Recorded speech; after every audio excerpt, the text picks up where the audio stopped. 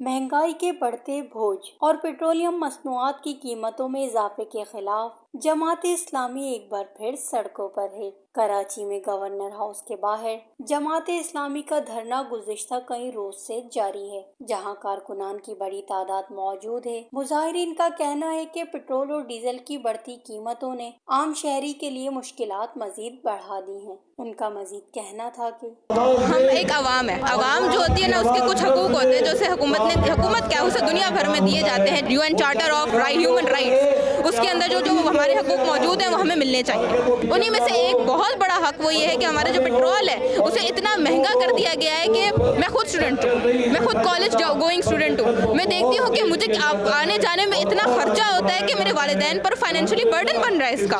यानी मेरी एजुकेशन जो कि हक है इंसान का, ये ज़ाती और बेसिक हक है, इंडिविजुअल राइट है, ये वो जब आपके लिए बर्डन बनना शुरू हो जाए फाइनेंशियली, तो आप ये देख सकते हैं कि कौम कितने सवाल की तरफ जा रही है। तो इस वजह से मैंने देखा कि मेरी आसपास की तालिबात वो एजुकेशन छोड़ रही है क्योंकि बहुत महंगा पड़ रहा है हमें। तो आप खुद सोचें कि आप एक ऐसी नेशन को लेकर आ रहे हैं जो कि अनपढ़ जाहिल हो गया। आप कैसे तसव्वुर कर सकते हैं कि आपकी जो कंट्री है वो डेवलप करेगा। हम लोग यहाँ पर एक जमात इस्लामी की तरफ से धरना हो रहा है, जिसमें हमारे पास भत्ता टैक्स में हमारे पास पेट्रोल की बात हो रही है कि पेट्रोल में हमारे पास जो लेवी लगी हुई है क्यों लगी हुई है, इतना हम और आप दे रहे हैं।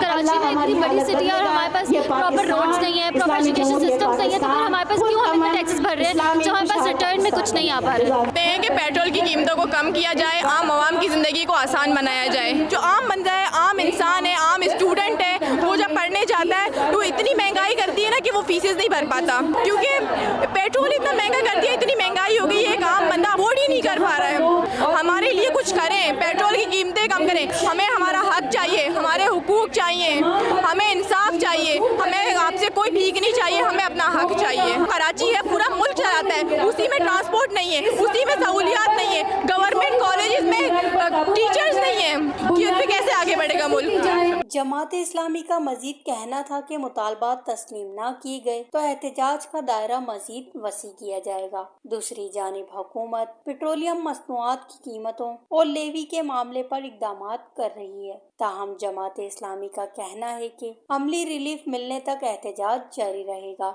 कैमरामैन मुदस्सिर नजर के साथ report Sidra Yasmeen, voice news, Karachi.